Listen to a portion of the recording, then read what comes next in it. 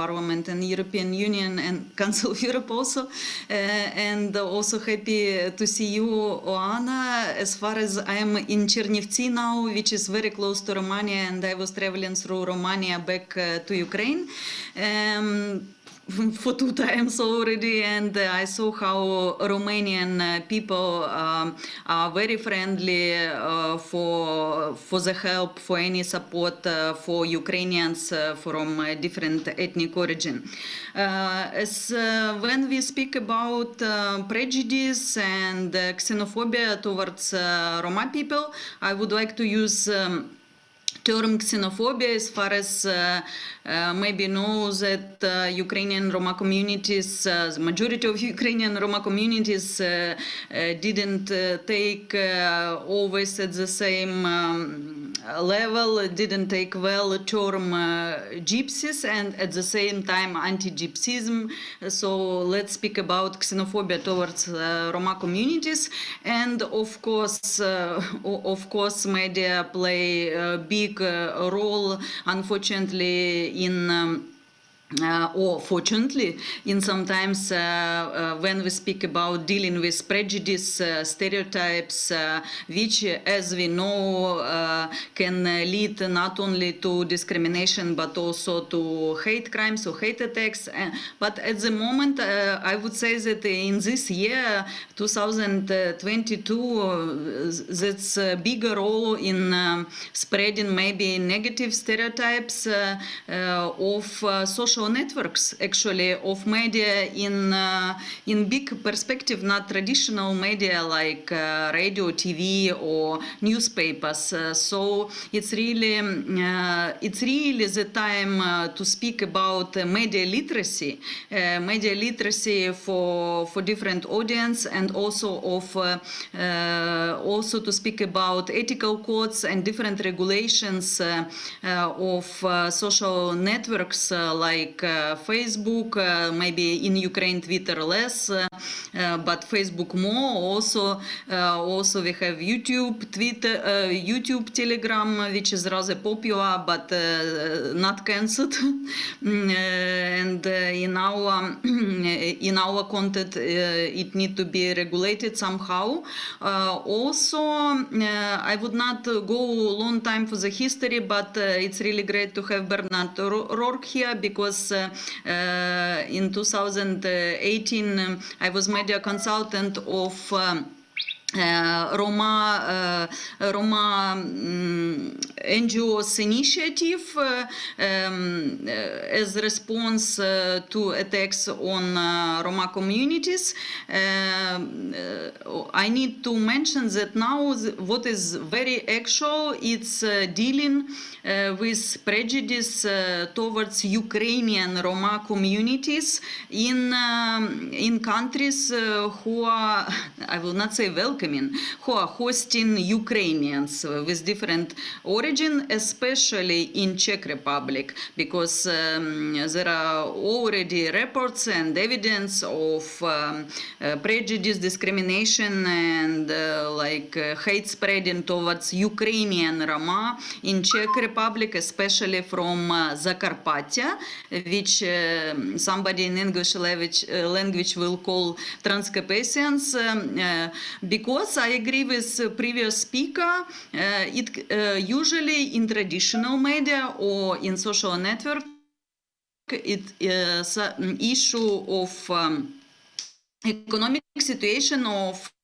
Roma communities are reported like, oh, see, they are receiving a lot of social benefits from countries, and already some local media in Ukraine and in Czech Republic were spreading such negative stereotypes about Ukrainian Roma families from Zakarpattia, because it was, oh, see, they maybe have also Hungarian passports, maybe they also they can receive, or they already maybe receive some support, or I don't know, social benefits from Hungary. But that's why I'm sure that everybody who is in this round table need to work more focused in this year when Russian full-scale invasion happened with society of Hungary, Spain, Czech Republic, and Poland about Ukrainian communities. Thank you, Olga. We'll get back to this subject throughout the discussion. Bernard is here with us, as you saw, from the DRC, and I would like to invite him to address the question of what are the experience of the Roma and pro-Roma civil society organizations of monitoring and reporting on hate speech and anti-Gypsyism in the media. He will share some of the experiences of the Roma Civil Monitor, as well as some reflections from the RRC work on monitoring and countering anti-Roma hate speech in the media. Bernard, you have the floor. Thank you. You can hear me? Yes. Okay, I'll proceed. Now, the Roma Civil Monitor was implemented with the active participation of around 90 NGOs from 27 member states, and its purpose was, and continues to be, to review progress of what was then the EU Framework National Roma Integration Strategies. Now, as regards anti-Roma racism in the media, a high number of the Monitor reports attested to the prevalence and rising incidence of hate speech against Roma in the media and on social media. The Spanish report noted with some pertinence that a cursory look at existing platforms shows us that they reproduce the same phenomena, power relations, inequalities, and injustices that exist in offline society. And it concluded that some of the racism has become casual and entered into everyday language. They warned of a political context where there's been a rise in political forces and ideologies that use hatred of the other, of difference, and propose easy solutions to complex problems. The Spanish found that these groups make planned, professional, and methodical use of social networks to maximize the speed of their detestable messages and speeches, as these new media are characterized by their communicative potential and the relatively easy and quick way in which some types of messages become viral. Now, one disturbing example of the normalization of hatred and the lack of awareness and lack of responsible behavior was uncovered in the Lithuanian report that mentioned the case of a computer game company outsourcing a marketing campaign to a freelancer who, in a Facebook promotional post, used pictures of a Romani settlement with clearly identifiable adults and children as illustrations of live targets for a shooting activity related to the game. Various reports from Central Europe chose to highlight how the media creates, again, a polarizing us and them division between Roma and the wider population, that pathologizes and problematizes the Roma and bolsters stereotypes centered on the racist trope of so-called gypsy criminality and welfare dependency. The Slovenian report stated the general attitude towards Roma society is bad, and discourse in Roman media and sometimes also by politicians is marked with, again, regurgitating such stereotypes. One interviewee told the Monitor, Facebook acts as a great platform for spreading fake news and legitimizing hate. Nowadays, it's almost patriotic to say that we are against the Roma. There are often fake profiles on Facebook that exhibit racist speeches on Roma communities. Some of the reports, 2 or 3 of the reports, concluded that the prevalence of such tropes makes it easier for hate speech and anti-Roma rhetoric to grow, become banal and unnoticed, unquestioned, and used not only in school hallways, social media, and commentaries under media articles, but also in Parliament and by public officials. Several reports indicated that governments have signed up to the EU Code of Conduct on Countering Illegal Hate Speech, and that nevertheless complaints from NGOs about hate speech online receive little or no responses from social media companies such as Facebook, Twitter, YouTube, and others, despite their 24-hour deadlines for responses. Now, on a positive note, this week ERRC reported on an inspiring example about a group of 20 young Roma who have come together to take proactive action against online hate speech in the Czech Republic. The group, most of which are students and volunteers, have come together to monitor and report discriminatory speech online, develop content which provides counter-narratives, and are building a base of evidence which will be used for possible legal action. Now, these are part of a joint project between the European Roma Rights Centre, the Forum for Human Rights, and Romea, who are aiming to challenge hate speech online through volunteer-led action, as well as bring legal complaints against content providers in an attempt to directly tackle hate speech in the online sphere. This is part of a wider project and supported by the EVZ Foundation in Germany. Now, ERC President Georgiy Jovanovic pointed out the very direct relationship between hate speech posted on the internet and real-world hate crimes committed against Romani people. And he said hateful comments online are not only a representation of anti-Gypsyism offline, in many cases they actually incite further crimes. Our Romani activists are the answer to this, taking action against those who promote hate and whose duty it is should be to remove it. One of the participants, one of the volunteers, and a student of artificial intelligence at the Czech Technical University, said, "Every day on Facebook I see hate speech against Romani people. Those people think that if they hide behind their computers, they don't have to face the consequences. I believe that in the future there will be more effective ways to take action and punish these people. And that's the reason why I'm involved in this project as a volunteer in Romania." Now, this project builds on ERC's volunteer-led network to challenge digital anti-Gypsyism in Albania, Serbia, and Turkey, and Ukraine before the Russian invasion. Now, the attempt is to build a digital community of anti-hate speech activists working together to counter dangerous rhetoric threatening their communities. The support from EVZ, the CEO, Dr. Andrea Despot, explained why they are convinced by this project. They said, "The project's cross-border, participatory and strategic approach is valuable because online hate speech does not end at national borders, nor should counter speech. The volunteers write and campaign against discriminatory posts, and they create a broader awareness of exclusion of Roma and options for action against anti-Gypsyism online and offline." Thank you. Thank you, Bernard, for sharing these concrete initiatives from various countries with us.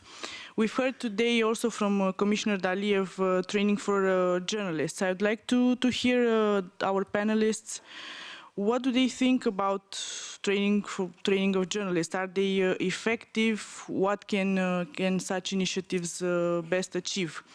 Is it eradication of hate speech and anti-Gypsyism by the media, or increasing the rate of positive narratives of Roma? Who should run these trainings so that they achieve maximum impact? Would peer-to-peer be more efficient than otherwise? Also, just a note, we'll open the floor for discussions after the exchange with the panelists. I'd like to hear first from Dehran, who meanwhile joined us. So if you can ask for the floor. Hello.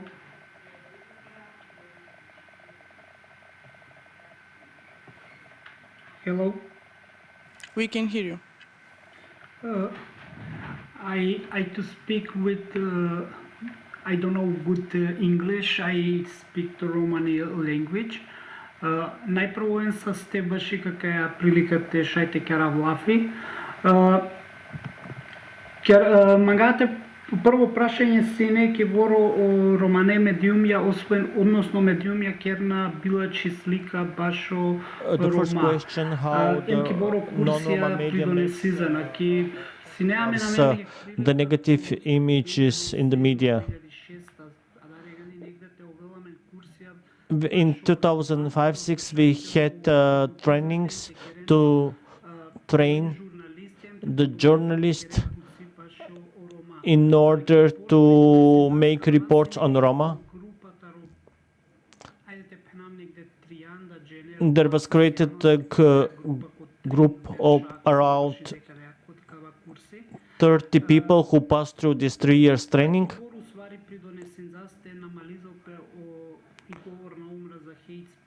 So we also made an analysis of the hate speech. На некој начин порано се не побаро о говор на омраза, о hate speech и дискриминација, антициганизам ко медиумја. And so we find out there is a very high level of anti-Gypsyism of the hate speech towards the Roma. For example, where there was an article where the Roma themselves were calling themselves gypsies. Today, this image is kind of changed.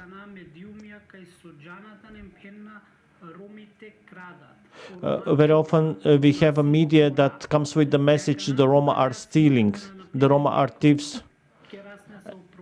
And very often it's the case of one single person, then this is applied to the entire group.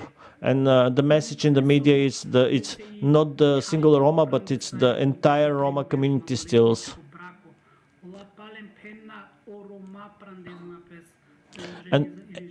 And again, another thing is messages about the early marriages. They don't say, they don't underline the individual case of early marriage, but they say the Roma that marry early.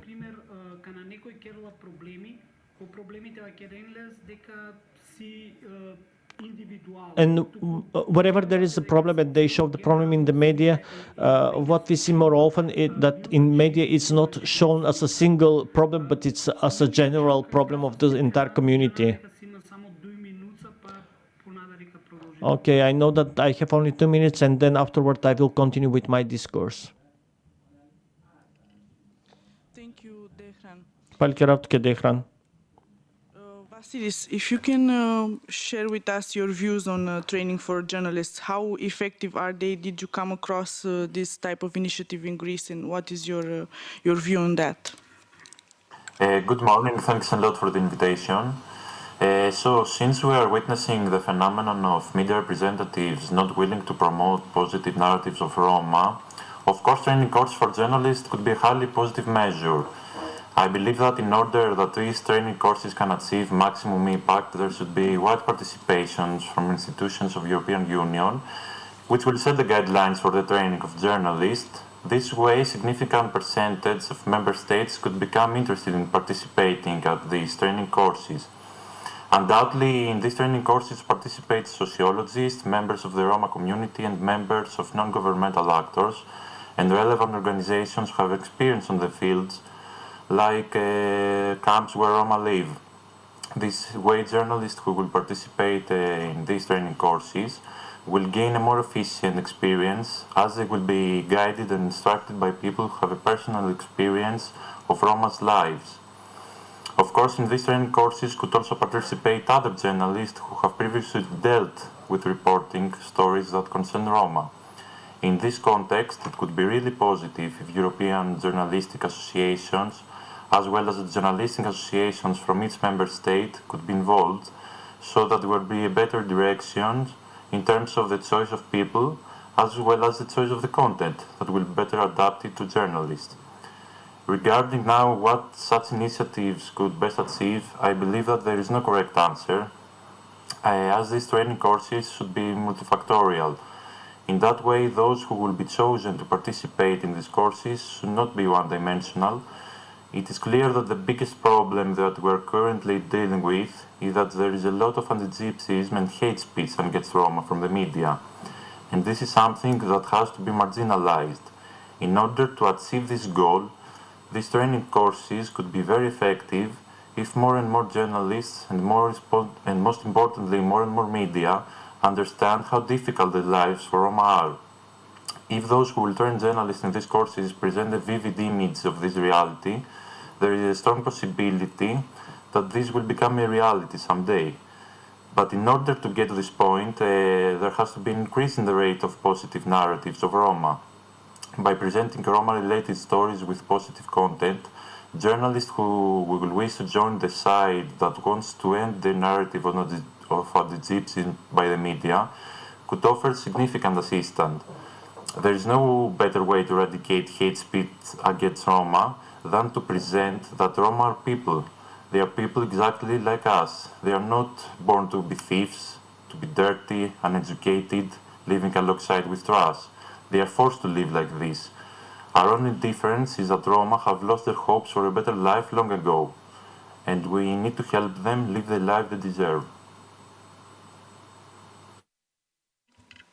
Thank you so much for your response, and also for raising the importance of getting on board the European Association of Journalists and also National Association of Journalists. Delia, what do you think about training for journalists? Who should run this so they are they achieve maximum impact, and who should lead this?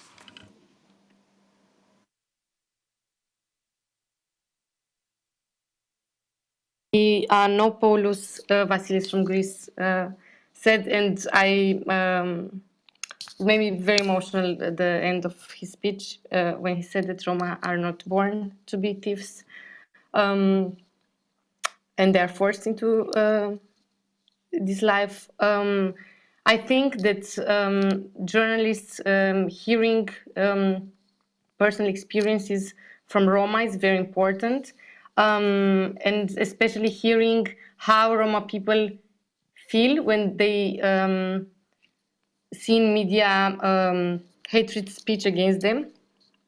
Also, I think these trainings are a must in Romania, especially for mainstream outlets, which reach a big public. And I think they should target especially editors, because editors have bigger power of decision in the newsrooms, and especially they should target the newsrooms. The more than the other shows. I think in the newsroom it's an emergency, and editors especially, because in mainstream there are good reporters who respect Roma people and who report respectfully, but the editors have a bigger decision, and they can change the story or not publish it at all if they don't agree with the reporter, how the reporter reported on it. Also, I think besides Roma activists and sociologists and historians who could lead these trainings, I think it will be useful for foreign journalists who cover these issues, or and from respected media outlets like The Guardian's, BBC, which Romanian journalists who are racist, for example, they respect these journalists, so they could probably be more open when they hear from these journalists telling them how to report on this. And they could be Afro-American journalists, for example, or Afro-Brazilian journalists who would tell them how to report on this, and outlets who have guidelines on reporting on minorities. I think journalists who are racist already would be more open, maybe, to hear this from other journalists, to be taught by other journalists how to do this. Also, I think a big focus would be on local media outlets, because many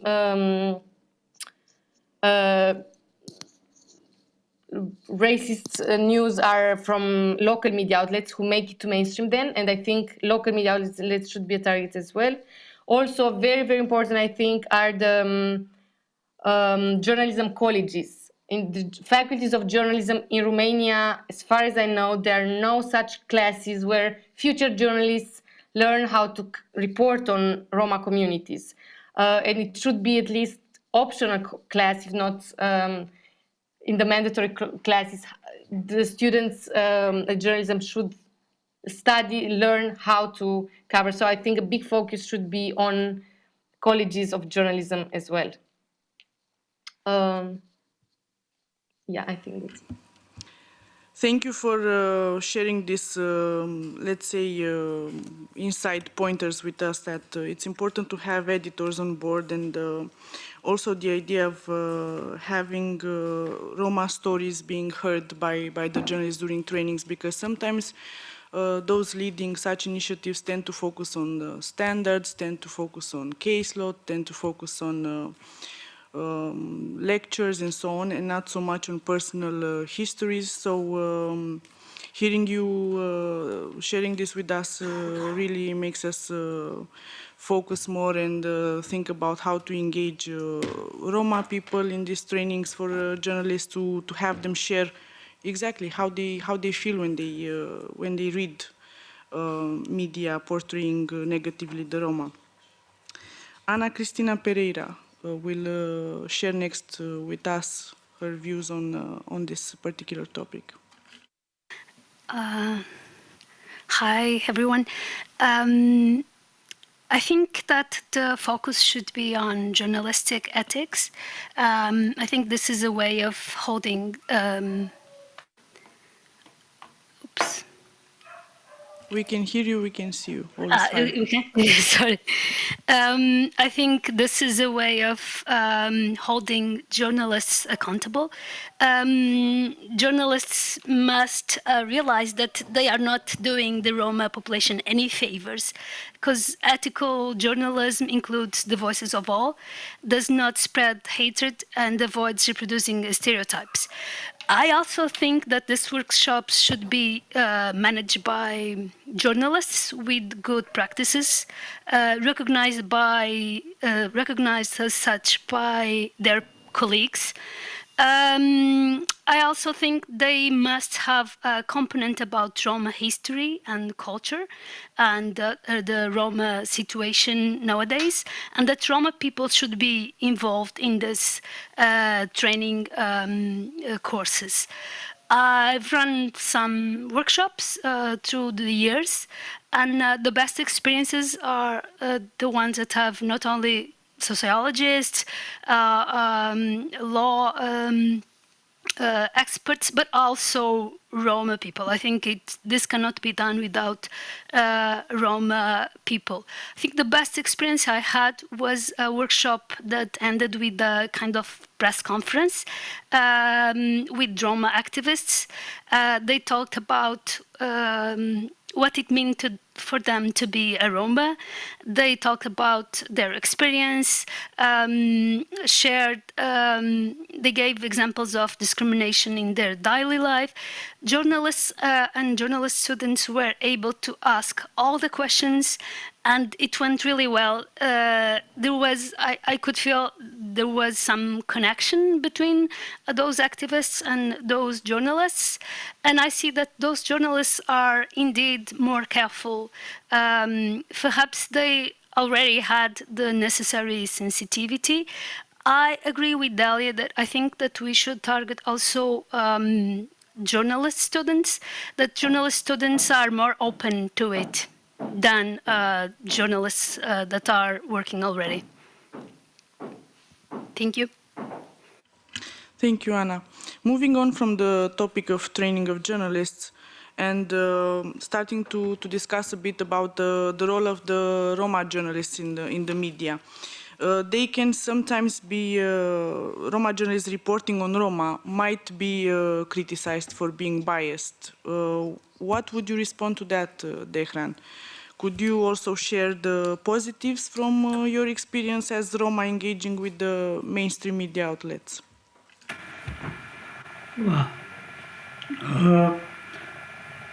Morate пенал па јек буци дека мен дека Македонија се прилично доста I want to say that in Macedonia we have a lot of portals. We have a program in Romani language at the national television. Within the media we are only 2 persons who are working for the Romani channel.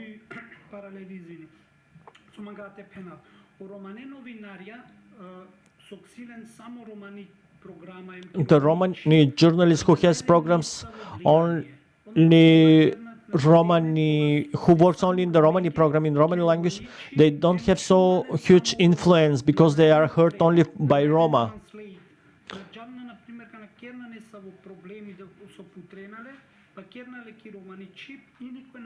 And because when they show a certain problematic, they share it in Romani, but then the non-Roma people wouldn't understand such a message.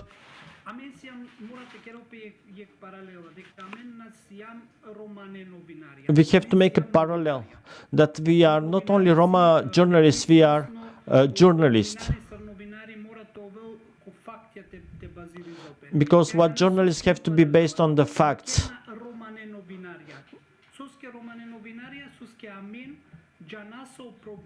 And why we have to have more Roma journalists? Because we know the root cause of the problem. The positive side of this is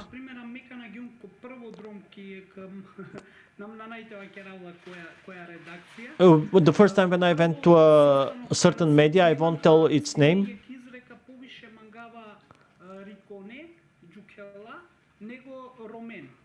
And there was said that we found out there was the speech that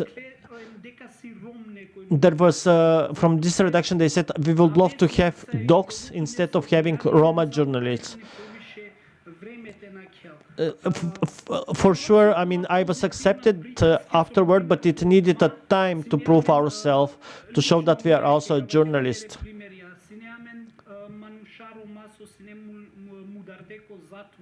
We have a lot of activists and who were sent to the prisons.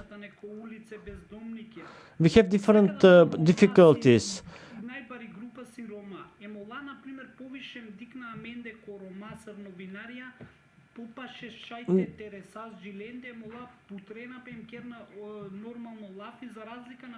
Yeah, when we have so difficulties, when we have to report Roma cases, and when we make interviews, it's easier for the Roma public to share their stories with us, with Roma.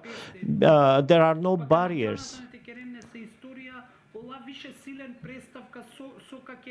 Because when there is a non-Roma journalist, even before coming to the Roma person to make the interview, they have already pre-written history.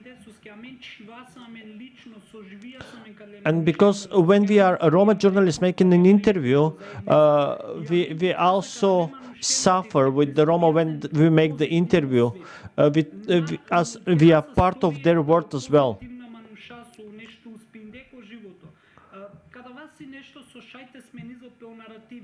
What we have to change in the narrative, that we have to show more positive examples also. Because if we continue to show the Roma without education, without work, it will not bring us very far. We have to bring more positive Roma on the spot. So that can also attract more young people to be willing to be journalists.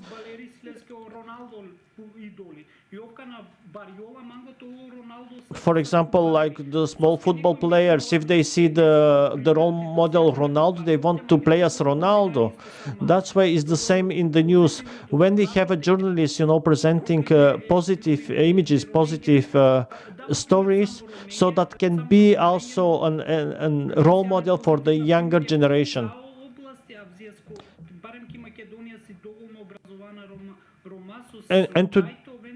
And this is not only for the media, it can be for the entire life. And today in Macedonia, we have a lot of educated Roma.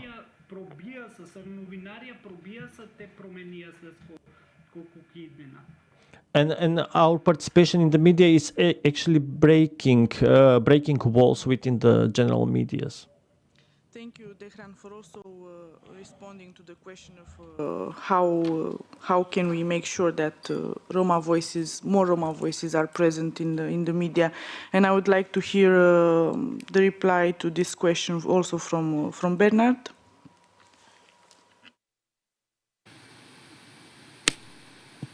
Thank you. I'm very impressed by initiatives such as the Traveller's Times in the UK.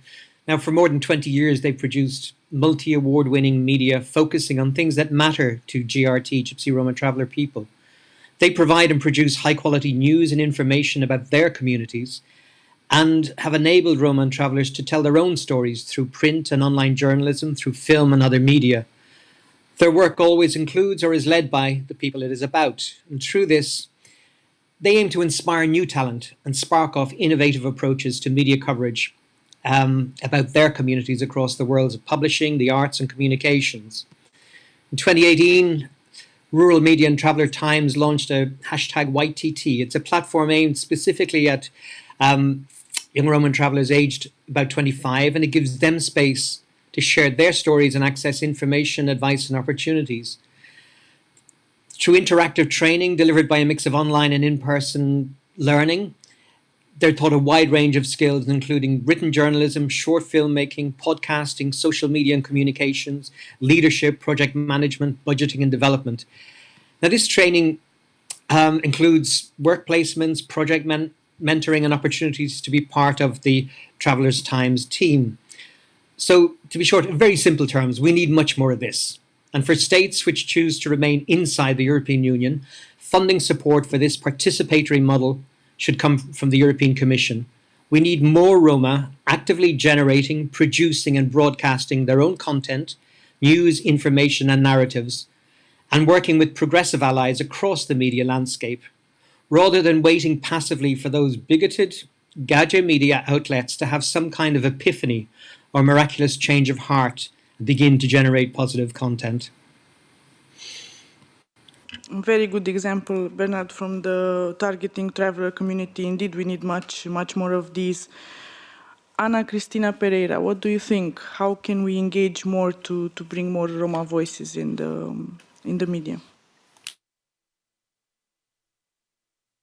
Newsrooms, it is quite common for journalists to share source phone numbers with each other. One thing I've proactively done in my newsroom was to build a contact list of all the Roma activists and researchers who study this population and send it to all my colleagues. After this kind of action, there is no excuses that they don't know anyone, that they don't know who they should contact. I think also it's necessary, obviously, to have more Roma people in the newsrooms, and that the training should not be only to journalists, should be also to the leaders of the associations, because these leaders, these Roma activists, they have to be also available to speak with the journalists and to act as intermediaries to help journalists to reach other Roma people. I know great examples of Roma activists that do this quite well, but I also know some very bad examples. And I think those activists need help. They have lack of media literacy. They need to learn how the media work and how they can interact with the journalists, and also, like Bernard was saying, how they can produce content. Thank you, Anna. These days, the topic of the war in Ukraine is in our minds, regardless of the discussions that we have, and we'd like to also open the discussion on how the media covered this topic of the war in Ukraine in respect of Roma-related matters in particular. We'll hear first from Olga about this, and then from Delia from Romania. Yes, thank you, Oana. Nice to meet you. I also plan to comment on some previous issues, so I will start with that and then link to the main topic of this part of roundtable. I'm also presenting a bit it's very complicated story of Romano Radio Chiriklo from Ukraine, which was founded in 2015 by Roma journalist, Roma citizen journalist, let's say. And for a moment, first it were some years, it were radio shows like podcasts online, but also it was good cooperation with so-called Громадське radio. It's like traditional radio, usual radio, informative radio, which goes on air in some Ukrainian cities, also in Kiev. And the program of Romano Radio Chiriklo, more than 50 shows, goes on air at this frequency of Громадське Radio. Why I'm smiling? Because I don't know how to reflect, but I really like, let's say, joke or words of Bernard Rourke about Big Gadget Media. So we were at Big Gadget Media at their frequency.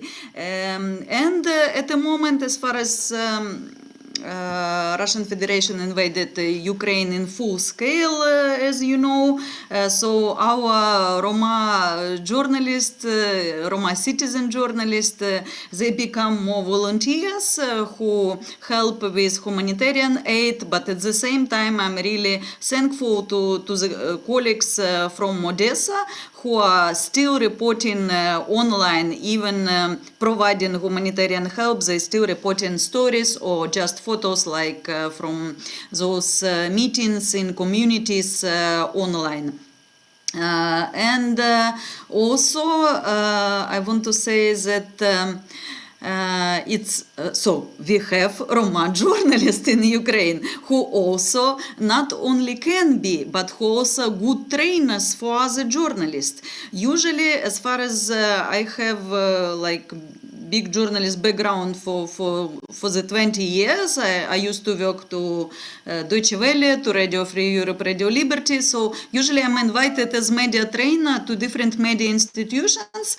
And I am inviting my colleague from Zakarpattia, from Uzhgorod, Roma journalist Viktor Chovka. He is a really prominent journalist who is reporting in Ukrainian, in Hungarian, in Romani language. And he is well, and at the same time, still we work with some of our alumni from our trainings on sensitive reporting on national minorities or national communities, and we work with them at the moment. Speaking about image or portrait of Roma communities during Russian invasion to Ukraine, I would give some examples. These examples like will show you the bigger picture. For example, at public TV broadcasting company, Ukrainian public TV broadcasting company, which is called in Ukrainian language and generally is called Suspilne, there are journalists with different ethnic background in different cities, and there were two really good reports. Speaking frankly, as far as I'm professional journalist, I never speak about, I'm sorry, positive or negative narratives. So usually there is journalism objectivity, which is like studied in universities or trainings or at the field, and journalists just need to report ethically, sensitively, and without prejudice. So it's just journalism work. It's not about positive or negative. And at TV broadcasting companies, there were reports, multimedia reports, which were as video, which were as text online, and at the same time as multimedia, a small, rather popular format of reports which goes online. One first, which I want to tell you, was about Romani family from 18 members from Kharkiv. They fled, or that's also not very sensitive word, they moved because of war, because of Russian soldiers, of course, and Russian rockets to Kharkiv. They moved to Uzhgorod. and they receive opportunity to stay in Uzhgorod in house of local Roma family, Zakarpattia Roma family, who moved to another country. And that report, that TV or multimedia report is very touching because it's family from 18 members, and while they were already in Uzhgorod, they received the news that their house was destroyed by Russian rockets. And so that report goes well because now situation even in media, in perception of media reports, in attitude between communities toward two different communities in Ukraine really changed. Now people feel like more supportive to each other, and that report goes really well because everybody can understand the feeling of family whose house is destroyed by Russian military. So that this is one example. Another example of interview, at the same time multimedia, online and text, interview with a young Roma man who is Ukrainian defender, who is now at the front line. He is originally from Bucha, from Kyiv region. He joined first just voluntarily, like from his goodwill, so-called territorial defense. Then this territorial defense become part of Ukrainian military forces, and he is sharing like his feeling how first days maybe he was scared of Russian rockets, and how then he feel defending his home, his communities, and the whole country. And of course that report goes very well, and a lot of comments with "thank you for defending us" goes to Ukrainian young men from Bucha, from Kyiv, Ukrainian Roma young man, Ukrainian Roma defender. That were two examples. Another examples I would like to give with title.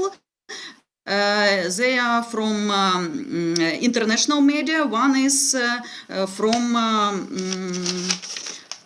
The Guardian, which is called "Meet Us Before You Reject Us. Ukraine's Roma refugees face closed doors in Poland." I need to thank to colleagues from international media, from British media, especially from British media, who are reporting sensitively and telling the truth about prejudice in European countries who are receiving Ukrainians with Roma ethnic background. And also another report will be from Romania. It's really nice again to have Bernard O'Rourke here. The name of report, which goes just some 9 days ago. Czech activist aiding Romani refugee Ukrainians on their way to Germany says Czech passengers targeted them with racist, vulgar abuse. This is like evidence which goes like text and with some background, and that need to be reported more and more. Why? That big, GAJO or intercultural aid organizations or international organizations will not only say some concern, will not only do some Zooms or something, but will really work now, not tomorrow, now, on the image of Ukrainian Roma communities. Among those, I know that previous speaker didn't mean to say there are lawyers, there are, journalists, and also there are Roma people. No, of course, among Roma people, there are lawyers, there are journalists, and there are civic activists, there are historians, sociologists, scientists. So about image of Ukrainian Roma communities during war, the attitude in European countries need to be reported. Also, it's good to work with media literacy and dealing with xenophobia towards Roma in European countries, but not only towards Roma, but about Ukrainian Roma. And also, just we have prominent English-speaking, for example, Ukrainian Roma activists in different countries, also in Ukraine, who are available to speak and who will be thankful for participate in any Thank you, interviews Olga. or debates. Thank you, Olga, so much. It's important to highlight what the role of the media is in this period on reporting on Roma-related matters in facing war. It's important to see how they are welcomed by other countries or unwelcomed. It's important to see that Roma are actually fighting. Roma in Ukraine are actually fighting next to all the other Ukrainians against the Russian war. So thank you for sharing these examples also from the international media. Delia, could you share with us briefly how the Romanian media has reflected the Ukrainian war, particularly related to Roma? Yes, so the war in Ukraine is like the previous crisis that we faced, like the COVID-19 pandemic. It's a crisis where we see media doing bad and doing good as well. So as we've seen in COVID-19 pandemic, unfortunately, Roma being seen as scapegoats, we've seen here as well in the war in Ukraine. So in the beginning of the war, there was in Romanian media fake news, which was widely spread in traditional media and in social media as well, about a Russian tank being stolen by Roma people. And some of the articles even had, and then it was proved that the tank was captured by Roma people, not stolen. And some articles even had it right in the body of the article. Like they said that in the body of the article was written that the Roma captured the tank, but in the title was written Roma stole the tank. So that was clearly a clickbait a strategy, and if you wouldn't open the article to read, you would see just the title, so you'd see that the Roma stole the tank. So it was clearly a strategy to enforce stereotype and gain clickbaits. But we also have seen in this war, as we've seen in COVID-19 pandemic as well, journalists who reported the abuses on Roma people, the discrimination that Roma people face. And I want to mention two colleagues, journalists, Diana Meseșan from Libertate and Ana Maria Ciobanu, who intensively covered these issues and who reported now on the discrimination that the Roma refugees from Ukraine faced. They wrote about how they were treated in the North Rail station, and they do this intensively for years, this work covering the discrimination Roma people face and the social inequalities. And I want to mention, I wrote myself about the Roma refugees from Ukraine in Republic of Moldova, in Scena Nouă. I was in Republic of Moldova for 1 week, and I've seen different centers of refugees in Chișinău. And I've seen Roma refugees being hosted in a sports complex, Moldexpo. And when I asked, they were just Roma refugees, and when I asked the people who would place which were the criteria they were placed, they said that we share them by community, not by ethnic reasons. But I went in the same time. So the conditions in the sports center where Roma people were hosted weren't the best. It was cold. The mattresses were very thin. And then I saw empty shelters for refugees with the mattresses very big, like 10 times bigger, and new mattresses. So much better conditions, and these shelters were empty, and the Roma people weren't hosted there. So I wrote on these differences, and I want to underline something, that there are some journalists in Romania, especially from the older generation and especially from mainstream media, who consider journalists who intensively cover on this topic, they consider us as activists. But if you report intensively on health, or they consider journalists who cover Roma and LGBTQ topics intensively, they consider us activists. But if you cover intensively education or health topics, you are considered specialized in these issues. So I would like for people to see that there are journalists specialized in these issues, in covering Roma communities, not activists. So I would like to make this understanding and clarify this, and I would like, for this to be fair, to see that there are journalists specialized in covering these issues who did an intensive work during years. It was mentioned earlier by Olga, objective reporting. And since we have with us journalists who are specialized on covering Roma topics, so not activist journalists, I'd like to hear from a few of them their experience on reporting on issues related to Roma communities, and what were the aspects that they were taking into consideration while ensuring objective reporting in order to also contribute to combating prejudice and hatred towards Roma. Anna Cristina, please, if you could answer this question. I think contextualizing is very, very, very important. We speak here about positive stories and negative stories. Like Olga said, I think all stories matter, positive or negative, and the difference is the way we tell those stories. I had recently a challenge because I had to write a big article about Roma women in prison. And in a topic such as this, obviously it's necessary to mention the set of exclusion factors that explain why this population is overrepresented in prisons.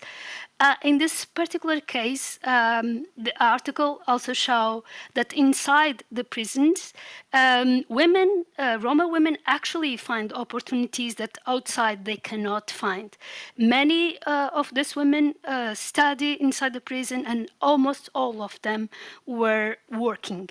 So it's quite interesting to think what happens outside, why outside they cannot find a proper job, or why they cannot keep studying.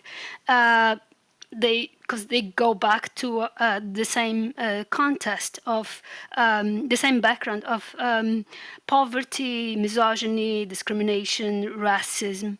And I think this kind of articles is also important because they challenge society. They challenge what lots of people think about Roma population. The stories forces the readers to see that something is wrong with society and that things have to change. Thank you. Thank you, Anna. Vasilis, if you would like to take this question too. So the first thing we need to consider about the Roma community in Greece is that a significant percentage lives in inhuman living conditions. Thousands of Roma here in Greece have been left completely alone from the state. As a result, these people are living at dozens of places around the country, isolated from the general population. They are living at shacks, surrounded by garbage, without water, without electricity, without hope. Most of the kids don't go to school, or if they do, it's only for the very first years until the families don't permit it anymore. The kids have to work in order to contribute financially, even if this has to be done by illegal actions. The measures that state has taken over the last decades in order to educate Roma population are almost zero. The poverty is tremendous. A significant percentage of these people is forced to turn to criminal behaviors. In most occasions, there is no other way for them to survive. As if this weren't enough, probably the worst problem that Roma have to deal with here in Greece is racism. Sadly, the Greek society has made baby steps regarding the racist behavior against the Roma. The word gypsy is still considered as an insult by a lot of Greeks. It's used to show that someone is thief, dirty, even inhuman. So, in order to answer your question, my mind goes to Nikos Ampanis. Nikos was a Roma young man, 18 years old, who had two kids and was expecting his third child. Nikos, on the night of October 22 of 2021, was shot dead by the police here in Athens. Nikos, alongside two of his friends, stole a car. Almost immediately, police officers started chasing the stolen car. At some point, the police officers managed to surround them, and moments later, they opened fire. Nikos dropped dead immediately. One of his companions was wounded heavily, and the third one managed to escape briefly and surrendered to the police a few hours later. The first hours of the incident, it was leaked by the police that the police officers were forced to shoot because their lives were in danger, because the car dragged all of their 5 motorcycles, and that Nikos Ampanis was the one who was driving the car. But none of this is true, as the video footage from the incident proves.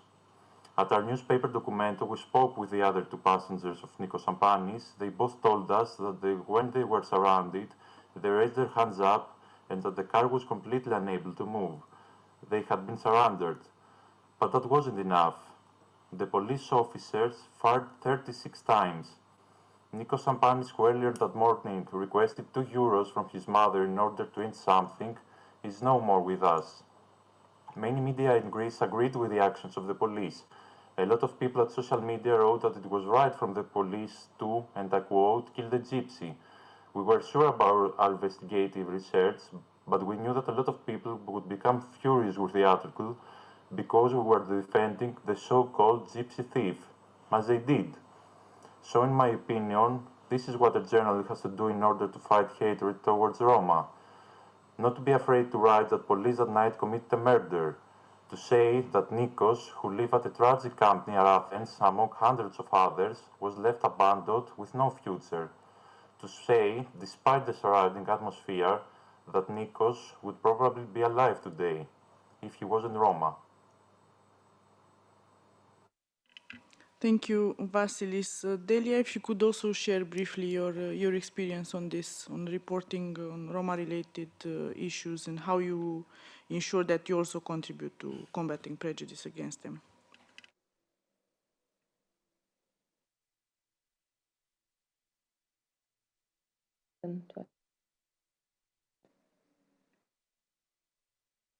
We cannot hear you for now.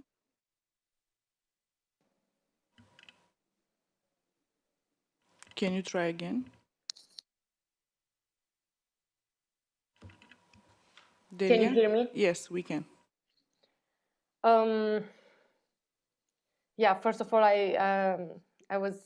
thank you again, Vasilis, for sharing this. It really impacted me again. So when I reported on police violence against a Roma mom and her son during the COVID-19 pandemic, and I was there in her house after she was being held as a hostage at the police and interrogated after the police entered in their house abusively during the night because of incident that happened in her neighborhood. When I went there to report, I knew that some readers will read my art, especially readers who knew that I covered this intensively. I knew that they would think that that they will see me as an activist. They will think I have biases, and I also think it's impossible to be fully objective. I think it's we can be fair, and we should be fair as journalists. I think it's impossible to not have a bias when you reported so much on police violence or abuses or social inequality, but in the same time, it doesn't mean that you are active, but you have your bias because you cover so much and you cannot be not impacted. So I think I admit if I have my bias, but I know that I try my best to be fair and to document accordingly to what happened, as I do in any topic I cover. So I think the readers who want to read through a filter, that we are not, that we have our bias, they would still keep reading like this or seeing like this. But my duty is to not convince them, but to make them understand and empathize with the people I write about, even if they don't like them. But I try my best to make them understand them better and empathize them a bit more than they used to be. So this is my efforts when I report and when I write, to make readers understand and empathize even if they don't agree or even if they don't like. And also I want to add one more thing. In order to combat racism and hatred speech as journalists, I think we should understand more how racism and how hatred speech towards Roma people it's formed and it's rooted. So I think as journalists, we have a duty to listen more the other side, the racist views, even if we don't like it, even if my ear hurts when I hear this. But I did this effort last year when I was in the States with the Fulbright Fellowship. I documented the Romanian conservative community, which are Republicans, and some of them, many of the community have racist views.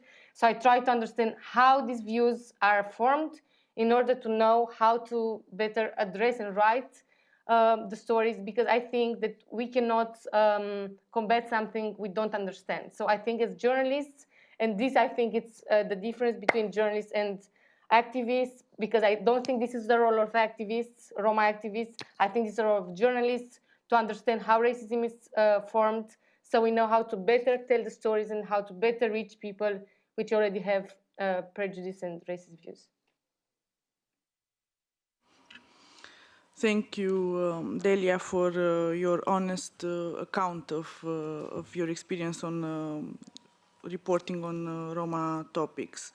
I will move on to one last question to the speakers, and I'd like to hear from all of them what they believe on this. But before that, we have two comments from our online participants, not questions but comments, and I'd like to read them out loud. The first one is from Maya Bova from Italy. She would like to flag the need for human rights-oriented and inspired language to be used by and taught to journalists, editors, and bloggers, and so forth. She concludes that human rights education is the key. If the technician could scroll up a bit, because I saw there was another comment, yes, from the Federation of Associations of Roma Women, FACALI. Regarding reporting anti-Gypsyism online speech, our Observatory Against Anti-Gypsyism and Discrimination releases a report yearly that analyzes every piece of information about Roma people published in Spain. It is available on their website in Spanish, yet they can provide any information in English if required. One last question for the speakers, and then we'll open up the floor for comments and questions from the audience. I would like the speakers to keep it brief, their answers, so we have some time for a bit of interaction. What would you recommend as measures to bring attention of the media representatives to positive stories about Roma? And your suggestions, please tell us if they target governmental, intergovernmental, or non-governmental actors. And also, please make short suggestions of measures to encourage the media representatives to refrain from promoting hate speech and anti-Gypsyism. We will start with Bernard. Thank you.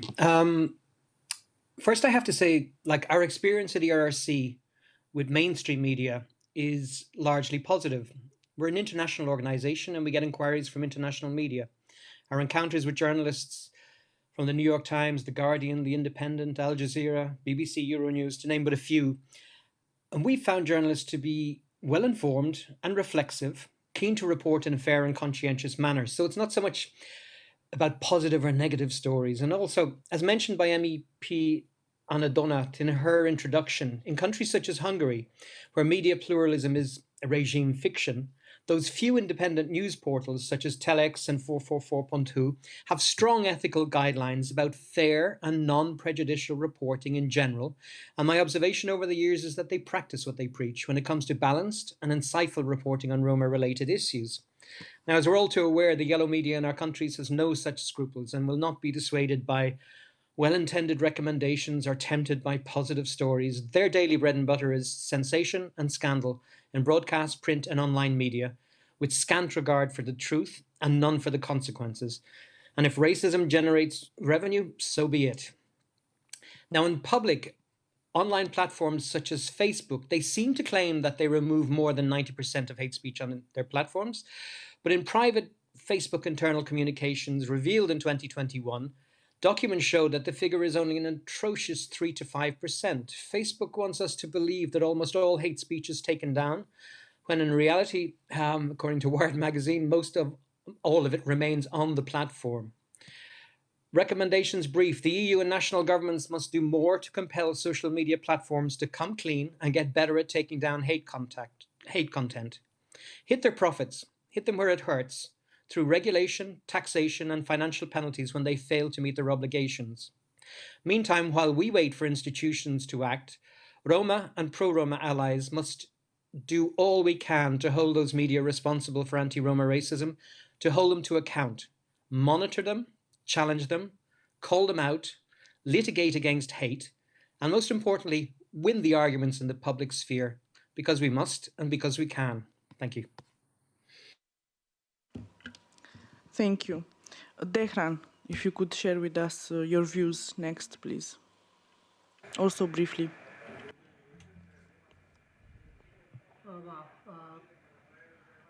Аменде ко омедиумија лезими пред се тоа на медиумско писменост. Када вас е нешто со пализала ема претежно тоа акценти чи до баше романо прашање. In our media literacy, we have to have a focus on the Roma topics, because very often when we study the schools, there are mostly negative images, negative stereotypes in the school books, like namings as Tsigani, Chergari.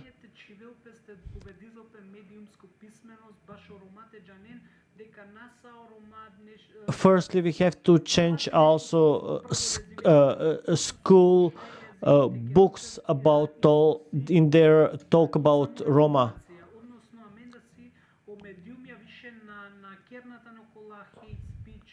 From the other side, we should have the mechanisms of self-regulation.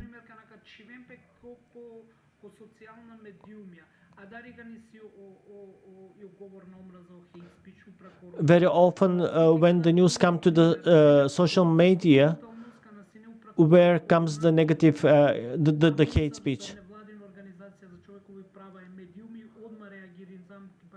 When we see a hate speech on the social network, we as an association that works on media topics, we reacted immediately.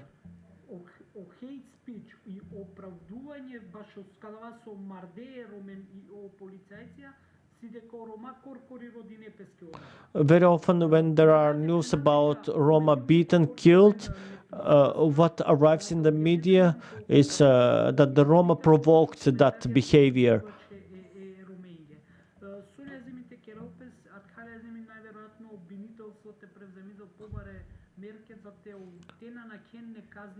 I think what has to be done, it's more legal reactions toward the hate speech, and also reactions to the social media hate speech.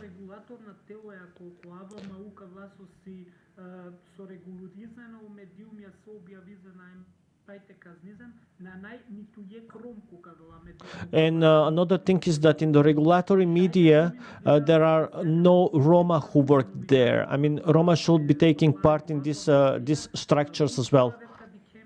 Because when there is a Roma who is in such regulatory bodies, the topics related to Roma will be seen differently.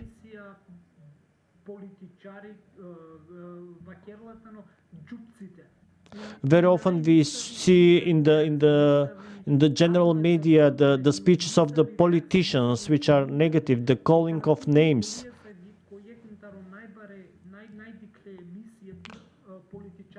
and very often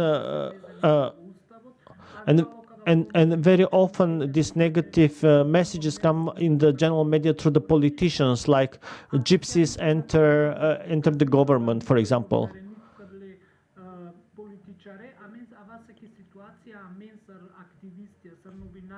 Because very often our position, we are newsmakers, but we are also from the position from the activists.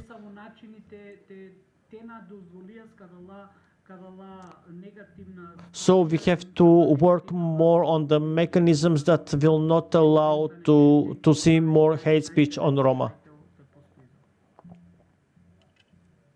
Thank you, Dehran. Vasilis, if you'd like to also take the floor for this question, you have 2 minutes. Okay. So trying to convince specific media and media representatives in Greece that bringing attention to positive stories about Roma is a good thing, something progressive and something that will lead society to move forward, seems highly unlikely right now. But it's not. It will happen. I'm not sure if this is something that's going to happen by some measures, as I mostly believe in the unstoppable progress of the society, and that progress someday the vast majority of the media will have to follow in order to survive. However, in the meantime, it would be really helpful if we could adopt some measures towards this direction. For example, it's a highly common thing here in Greece that articles are referring to Roma with derogatory references or unbelievably stereotypically ones, or even worse, promoting a negative image of these people. It would be really positive if these articles that are violating the journalistic rules of conduct were obliged to pay a big fine. Maybe this is something that sounds superficial, but unfortunately, almost every media, as media companies, look up to their financial growth and not their social impact. So if the rules regarding the content of the media that have already been established in the European Union and in almost every member state separately would apply, then I believe that in a short period of time, we would see less and less of these stories. It would gradually become an increasingly unusual phenomenon and would at some point stop seeing stories that suggest that all Roma are thieves or that police abuse against Roma is something positive. And that could be eventually a starting point so that media and media representatives would begin to understand that it's not right, it's not politically correct, but on the contrary, it's highly moral to target people because of their origin, or even worse, because it is something commercially profitable. And then we would begin to see more and more stories that would focus on positive stories about Roma. However, until we reach this point, it would also be helpful if, for example, the state media at least started, in the worst case scenario through a relevant and legislative initiative, promoting actions that focus on the improvement of living conditions at the camps that thousands of Roma live in. These actions, although they are not as many as it should be, have already been taking place mostly from governmental as well as non-governmental actors. The growing presentation of these actions is highly likely that it would find imitators at other media, and that way it would at least give the opportunity to the society to see with its own eyes the inhuman conditions the Roma have to live in. Also, a measure to the right directions would be if non-governmental actors that are dealing with the improvement of the living conditions of Roma started conducting training seminars at schools, university organizations, even media, regarding the difficulties that Roma are going through in order to raise awareness about these people's lives. This way, hopefully, someday, it would feel natural for media to promote positive stories regarding Roma, as that would be what the society will want. Thank you. Thank you very much. Olga, you have 2 minutes for recommendations. Great, thank you. So recommendation to the media, national and international one, and media organizations. It need to be more stories about Roma health, health and social mediators. There are like 74 of us, of them in Ukraine, and some goes abroad, who are now working with Roma, and not only, and some other communities dealing with Russian invasion and with humanitarian situation. So these stories need to be reported. It's not about positive or negative, just their role is crucial at the moment. You know, in a lot of cases, the only ones who help, it's Roma mediators or Roma NGOs. So these stories need to be told more. Second, again to the media, national, international, and media organizations, please report, not please, just report about Roma volunteers. Because a lot of Roma volunteers in Cherkasy, in Zaporizhia, my colleagues, Roma journalists, become Roma volunteers in Odessa, in Kharkiv, who provide warm food, help, who are searching for a place to stay. So these stories also need to be reported. Another issue to report about, I don't know how to call it in English, it's like Roma people who are savers. I will tell only one story shortly. There is an evidence through my colleague teacher from old woman from Mariupol. Her life was saved, and life of her granddaughter from Roma children in Mariupol.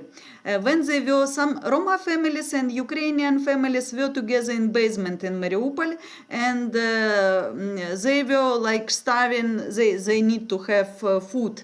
And the Roma families leave that basement, but Roma children from that family, they will find on ruins some snacks, like candies or some snacks, and they brought to this basement to this old Ukrainian lady with her granddaughter. And that's how they survive, actually. They were eating these snacks which were brought from Roma children.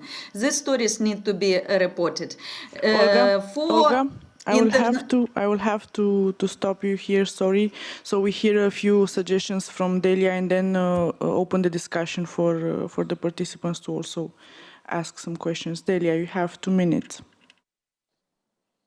Thank you. So my recommendations will be intensive and immediate focus on training of current and future journalists. I would also suggest to offer more grants to journalists to cover Roma communities, because sometimes journalists from mainstream media don't have the time to spend more in Roma communities on the field. So I think if they would have more time and more financial resources, they would understand better and they would report better. So I think grants for journalists are important, and I think they should be offered by international networks for journalists, by foundations and NGOs, different actors, because in this way they could understand better. Sometimes it's the time, the pressure in mainstream, doesn't allow you to understand better, very good the reality. Also, I suggest giving grants to Roma people to write their stories, essays, autobiographical books, do documentaries by themselves. So grants to Roma people who would want to tell their stories in a non-fiction way, to be able to do it. Then regulations, as Vasilis and Muratov said, regulations on social media, hatred speech towards Roma people on social media, fines from the National Audiovisual Council when media outlets do have hatred speech. Yeah, I think that's it. Thank you to all our panelists. I will have to modify a bit our order of discussion, because we will go a bit over the time, obviously. So Before opening the floor for discussion, I will like to have the intervention of Ms. Monica Silvana Gonzalez, member of the European Parliament, and then we'll open up the discussion. The floor is yours, Ms. Gonzalez. Thank you, Anna, and thank you all organization team. Good morning, everyone. I hope you are taking advantage of the activity on this week dedicated to our Roman community. Thank you for giving me the opportunity to share with you the conclusion of this 2022 Roman Week as a member of RG Intergroup Group. The European Commission has highlighted the situation of millions of Roma in the EU and in the neighboring countries due to deep discrimination and exclusion in society. From the European Parliament supports the Commission and demands to go further. There are those on the TV and the media who encourage prejudice on daily basis or contribute to the replication of anti-Roman behavior. Information processes in the media tend to feed and normalize the racism. In most cases, the media mention a person's ethnic origin in news when it's not necessary. In Spain, for example, the media have even developed the technology aimed exclusively at Roman people. The concept of the Roman family is a clan, or the concept of the father of the family is a patriarcha. From Europe, I believe that the media should rethink the content of the certain programs that promote prejudice. Often given the stereotyped public image of the Roman, a thief or a drugs trafficker, the media in general needs to radical change to approach when talking about the Roma people, as they contribute to being the main driver of racism on anti-Gypsyism. Large media companies often produce the largest number of programs with stigmatizing content about the Roman community. Sometimes this disgust of documentaries which purpose is to focus on the community. But those broadcasts made their programming a success by taking advantage of the scarce information on Roman as well as society's own stereotypes. We have seen a resurgence of media hate speech in the context of the COVID social health crisis. The pandemic has been a breeding ground for fake news, which has reached the point of positioning Roman people as the virus propagators. I think Europe should focus on 4 principal areas. First, education, employment, health, and housing. The law on unequal treatment and no discrimination, recently approved in the Spanish, is an example of good practice, not only in the integration of Roman, but also in the use of the communication when speaking about them. This law reflects any form of stigmatization in the processes of information, content and programming, including advertising, and ensures the presence and visibility of people belonging to group and minority affected by the discrimination. But in addition, this new legislation includes strong sanction for hate speech, including in social media too. Today, we see a rise of populism and racism within the EU. And in particular, concern are the recent election success of parties such as Rosenberg National in France, Fidesz in Hungary, Law and Justice in Poland, Liga in Italy, and Vox in Spain, which standardize anti-Roma narratives. This is one reason when we need in the Parliament to maintain a cordon sanitaire in this parliament, but in national parliament too. We show focus on the implementation of the EU Anti-Racism Action Plan 2025, which set out concrete action to combat racism, with anti-Gypsyism being a widespread form of racism. We cannot lose sight of examples such as Spain, signed in April 2021. The Congress unanimously approved the creation of a subcommittee to launch a space pact against anti-Gypsyism and Roma inclusion. We need a social and communication active strategy to combat anti-Gypsyism involving the whole of society, especially the media and social media. Support be given to Roman women, especially intersectional discrimination to like LGBTI women, disability women, because of their self-realization and academic and professional demands. They stand out of their collaboration in analyzing and dignifying the image of the Roman community on the media and social media, as has happened in Spain. We must support and continue an initiative that can connect the Roman with political, social, and communication agendas. And above all, they provide public and communication space for Roma to have their own lives first and not to be counted for them. We need more Roman people in powerful seats. For example, defining the context on media and also in the parliament to change the world and giving visibility to the contribution to Roman culture in Europe. Thank you so much for this opportunity.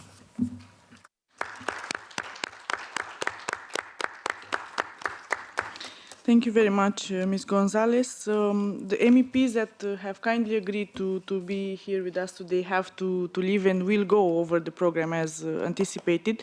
So I'll now give the floor to Ms. Terry Reinke, member of the European Parliament.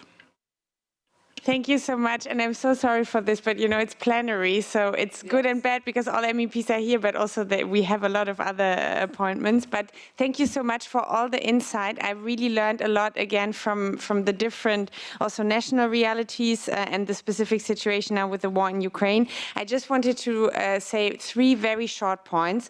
The first one is, as you know, the European Commission is planning to present a Media Freedom Act this year still, which will be very important to protect the work of journalists, especially against strategic lawsuits against public participation. And this very often specifically targets people who are reporting about minorities, not only the Roma minority, but also, for example, the LGBTI minority. So I think it will be important to better protect the work of journalists and also to safeguard a diverse media landscape, because I think, as we have heard, if you have, like in Hungary, a completely limited space in the media, then it's also much more likely that stereotyping negative images of people with Romani background are going to be spread. The second point, and I think it's a little bit the other side to this, we want a strong, diverse media scene, but we also want quality standards and the defense of fundamental rights. Obviously, we believe in freedom of media, freedom of speech,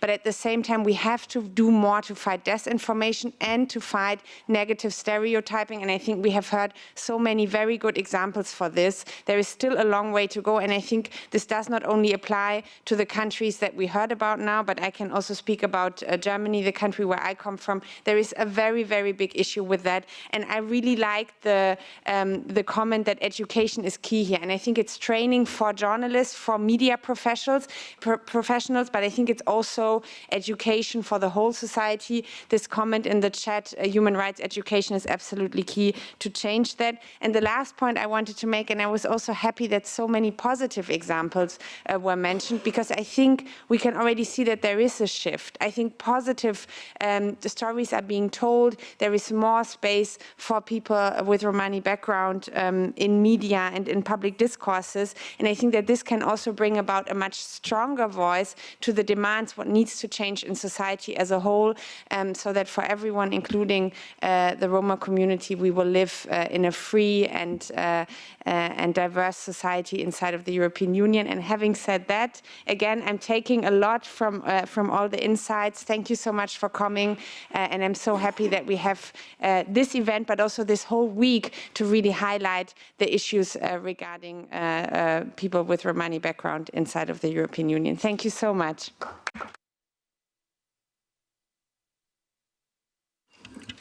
Thank you both so much for the closing remarks, which are actually pre-closing remarks, because we are now actually we are starting the discussion with our participants. Thank you so much for being with us today and for sharing your views on our topic.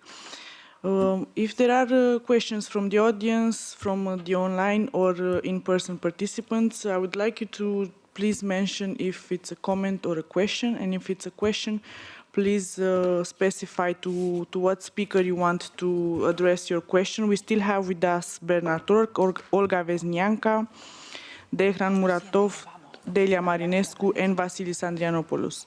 Ana Cristina Pereira, she is not online with us anymore because of some technical issues. So I'm opening the floor for questions first from the room and then from the online participants. Marian, please. Thank you, Ana. I'm Marian Daragiu. I am Deputy State Secretary in the Ministry of Education in Romania. I want to share with you, it's a very short comment. I want to share with you a small experience with the media in the past when we used to work for an organization in Oradea. I organized with my colleagues a training for Roma youngsters, teaching them how to work with the computers. This is years ago when computers was very much appreciated, and how to work with computers, especially for kids, Roma kids coming from the poor communities, from the settlements, it was extremely interesting for them. So they came. We had a big hall with 20 computers, and kids were there, teachers were there. And of course, we invited media, and we said, this is something new. Media, we're sure they will be pleased to see how our kids starting to learn and to develop and be better kids in schools, and how they will manage further on. And next day, it appeared in the media an article, and we were very eager to see the reflection of our work over there. And the big title, it was disappointed for us. The title, it was like this: the Roma kids starting to steal from the secrets of working with computers. Okay, from a journalistic point of view, it was catchy. It was professionally, I could say, but it was very offensive for all the kids that were in that hall, for the parents, for all of us. We feel like we were betrayed by the media in that moment. And we understood then that, and this is the message for all of us, we understood that in fact media in one point is the reflection, is like a mirror, the reflection of the society, of the expectations of the society, of the readers, of the viewers. If the society is ready and they expect to see such a message, that will be the message that they will receive it from the media. So I think we need to educate the public opinion, and to teach them and to learn them and show them the best practices and the best experiences, the values that we have, the best examples that we have among the youngsters, the kids, the community, the way that the public opinion to understand that the messages can be also positive, and then the media should relate to the expectations of the society. So I wanted just to make this short example as a experience, and then we learn how to keep media closer with us and to focus more on showing them and teaching them, yeah, with commas, that we can do more than that for the society. Thank you. Thank you, Marianne. This example speaks volumes of how everything can be twisted in a negative manner. So, indeed, thank you for sharing this, and also for making the point that what is in the media is mirroring what's actually in the society, but this should also be the other way around. And this is exactly what we are trying to see: how we engage media in educating the public, not always delivering what they are expecting. Any other comments or questions from the audience, please? Thank you. I'm Maria Suleimanova from Romalitico and from the civic movement Avaya. I wanted actually to talk about, because one of the panelists mentioned and asked how racism is formed. Well, I would say that racism, it's actually nowadays just transferred into the social media and other media, because we now have actually bigger access. What we could see in the following 2 years is actually that the racism from the streets and from the other places got transferred into the social media. So the answer of how racism is formed is actually racism existed. Now we can see it more clearly, or we can just open our phone and read different comments on social media. But I want actually to emphasize that we need to mainstream the topic of combating anti-Gypsyism, because combating anti-Gypsyism and media, in my opinion, falls under, as the MEP said, fake information and disinformation, which is threatening the democracy. Because the examples, what we could see around is that we have increased hate speech on social media, especially before political campaigns, used by far-right political parties. So this is what I wanted to emphasize, and of course this is one of the topics that we are going to discuss in the future. Bernard Rourke also mentioned algorithms, which are pretty much interesting, because we cannot see the full content actually on social media. We can only see one part according to what we like, but we don't see actually what the racists are posting there. And if we start to talk about, for example, public groups or groups, let's say on Facebook that are closed, then we actually don't have access what is going on there. I would stop here because the topic is too large. Thank you so much. We'll take 2 more questions and then we'll move on to the closing remarks. We cannot keep the interpreters too much. Yes, please, and then Petrica.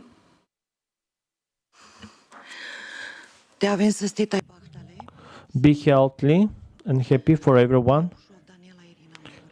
I'm Ina Magureanu.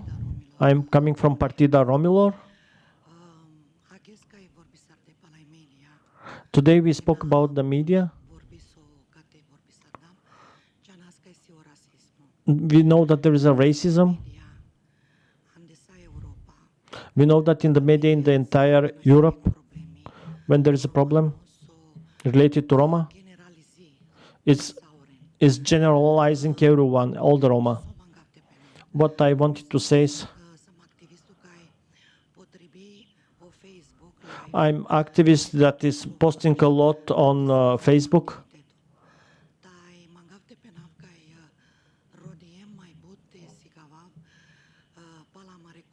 That I made a lot of researches how to show more positively our culture, and I see that there is a positive impact.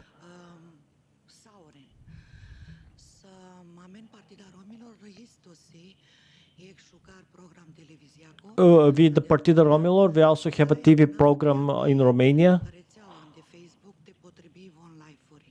And we are using Facebook to use the live streaming. We use also the journalists that speak Romani. And we have a lot of programs about Roma, but I see that there is no huge impact. Why?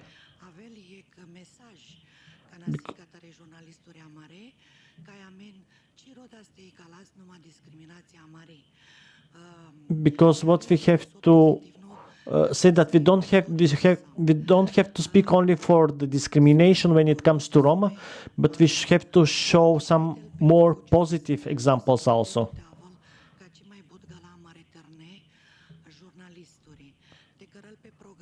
And I think we have to give chance to the young Roma journalists to make their own programs.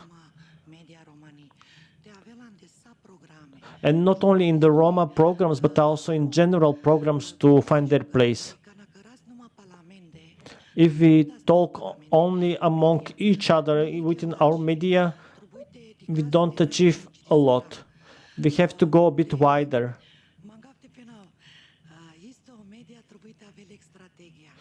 In the media should have a strategy.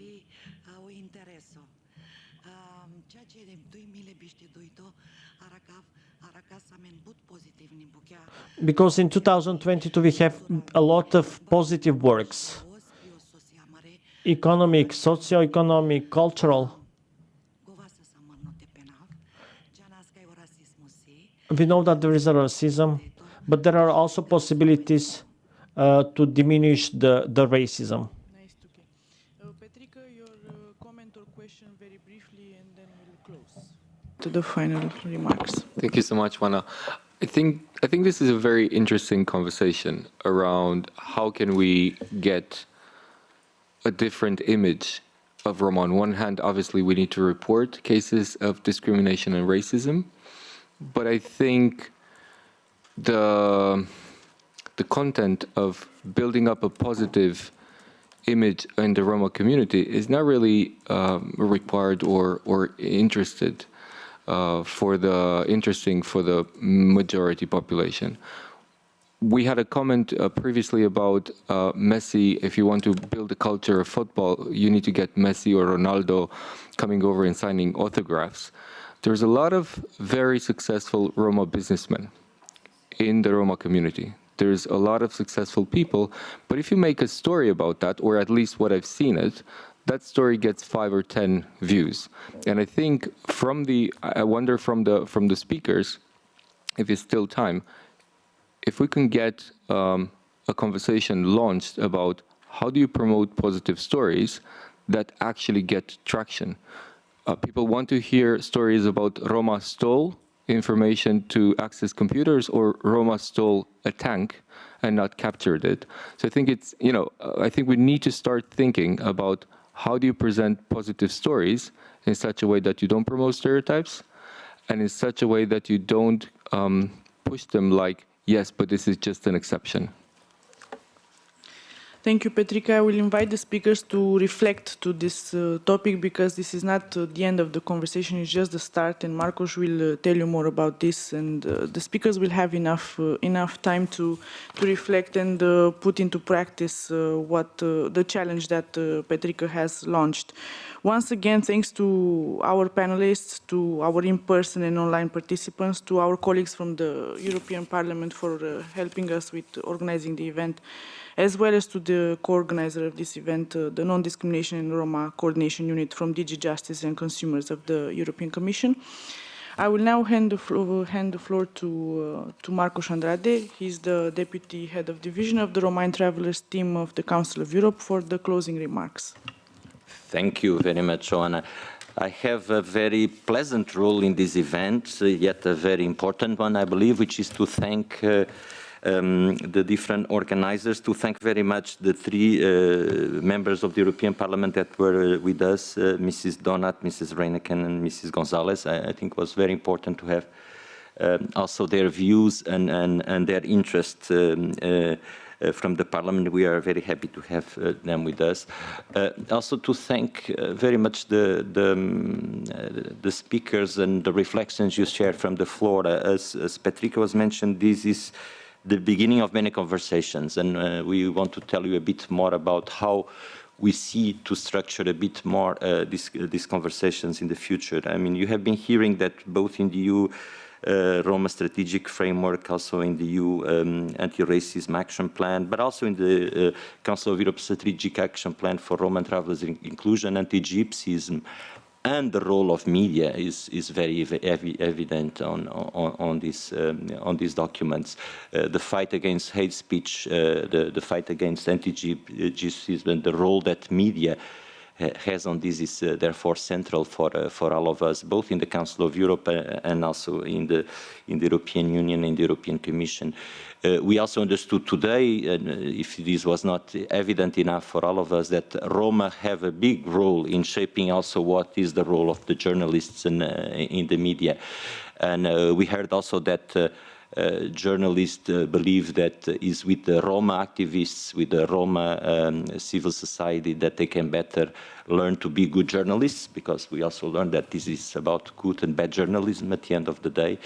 And that therefore much training, much conversation should go on that. What we have been preparing with our loyal companion of road, Antigypsyism, is a joint action that will cover, among other things, also the role of media and how we can dissolve stereotypes, how we can correct narratives, by empowering journalists, by approaching media outlets, by involving the media in the reflection together with the Roma civil society, with the Roma leaders, with the institutions that deal with also these topics. We have heard from the journalists also that they are not there to be lectured necessarily. They are there to have peer exchanges, these various conversations. And I think if there's a lesson we come from here is that journalists are very, they have a very good notion about their deontological code, and that's how they classify ethical journalism. So we just need to put them together to reflect about this. I also want to thank Oana for the moderation of this session. It was not easy. I think it was very fluid. I don't know why it was because I was enjoying it so much and learning so much that I found it so interesting. And this is certainly devoted to your work in preparation together with these brilliant speakers that we had. I also want to thank very much, and like the good journalists or in good reports and pieces of journalism, there's good journalists behind. There's also good colleagues behind the cooperation between the Council of Europe and Antigypsyism. So I really would like to thank Lavinia Banno for the great cooperation and her team for the great cooperation we have had these years, also with the previous joint program that we have been implementing, Just Rome, and for what we anticipate to be a very, very fruitful cooperation in the future. I'll just finish with a phrase, bringing a bit of African wisdom also in here, because during these conversations, I kept going to that African proverb that says that until the lions get their own historians, the tales about the hunt will always glorify the human hunter. And I think that's very much about what we are talking here, to have that the lions have good historians, that are good journalists that exchange with these Roma journalists and others that have the sensitive and therefore will have a different type of tale about how we live in society together. So thank you very much, and I'll close here. I don't know if there's any other formality. Of course, thanking very much the interpreters and all of you that patiently stayed here with us. Thank you.